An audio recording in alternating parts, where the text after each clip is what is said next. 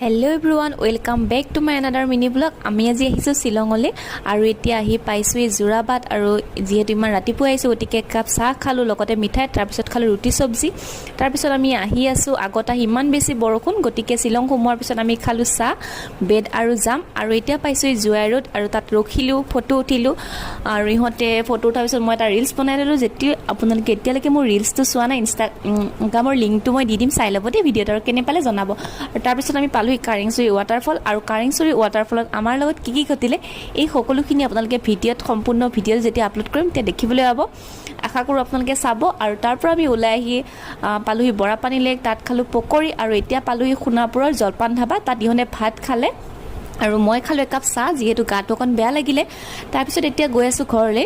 যদি আপোনালোকে মোৰ ভিডিঅ'টো চাই ভাল পালে তেতিয়া লাইক এটা কৰি দিব। আন এটা ভিডিঅ'ত আকৌ লগ পাম। আজিলৈ বাই বাই।